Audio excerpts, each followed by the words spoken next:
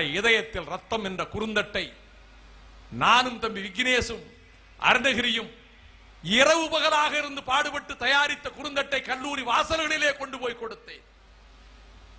நாட்டில் லட்சக்கணக்கான குறுந்தட்டுகள் கொடுக்கப்பட்டன.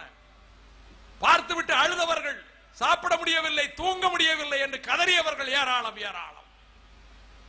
நாஜிகள் யூதர்களை கொன்றதற்கு பிறகு இப்படி தமிழர்களை கொன்ற கொடுமைகள் வேறு எங்கு நடந்ததில்லை.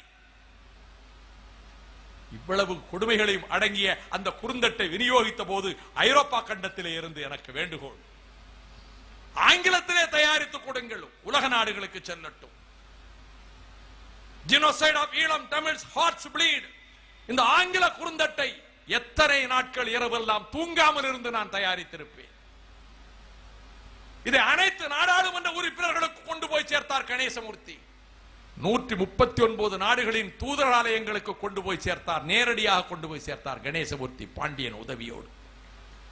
மெக்சிகோ நாட்டு அதிபர், மெக்சிகோ நாட்டின் தூதர், அம்பாசடர் ஆஃப் மெக்சிகோ கணேசமூர்த்திக்கு கடிதம் எழுதியிருக்கிறார். நீங்கள் அனுப்பி வைத்த குறுந்தட்டு கிடைத்தது, எங்கள் அரசு இதை பரிசீலனை செய்து கொண்டிருக்கிறது. நாங்கள் பதவியில் இல்லை, ஒரே ஒரு எம்பி தான்.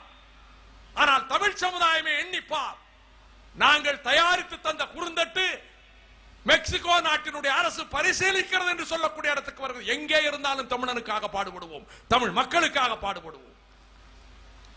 ஆஸ்திரிய நாட்டு தூதர் எழுதுகிறார், மேலும் சில குறுந்தட்டுக்களை எங்களுக்கு அனுப்பி வையுங்கள். கடிதம் வந்திருக்கிறது கணேசமூர்த்திக்கு. எத்தனை நாடுகளின் தூதர்கள் கணேசமூர்த்திக்கு கடிதம் அனுப்புகிறார்கள். ஆக எங்கள் பணியை செய்து கொண்டே இருக்கிறோம்.